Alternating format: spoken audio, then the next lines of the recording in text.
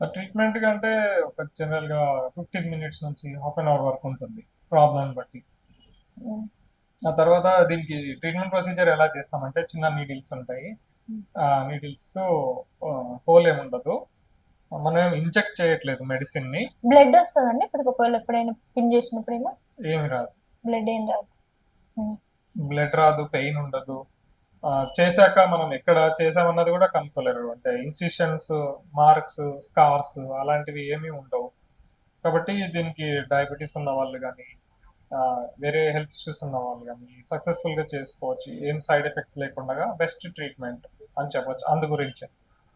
తర్వాత నీడిల్స్ ని ఎక్కడ ప్రాబ్లం ఉందో ఆ, మెడ దగ్గర కానీ నడుము దగ్గర కానీ ఎక్స్రే కానీ ఎంఆర్ఐ చూసి ఎక్కడ డిస్క్ బల్జెస్ ఉన్నాయో చూసుకొని అక్కడనే దాన్ని పోక్ చేసి ఆ ప్రాబ్లమ్ ని క్లియర్ చేసి తీసేయడం జరుగుతుంది. ఉమ్, తర్వాత మళ్ళీ వాళ్ళకి ఎక్సర్సైజెస్ చెప్పడం, ఇంట్లో రెస్ట్ చెప్పడము, మళ్ళీ 15 డేస్కి ఒకసారి రమ్మని చెప్పడం, మళ్ళీ వచ్చినప్పుడు నొప్పి ఎలా ఉందో చూసి దాన్ని తగ్గించడము.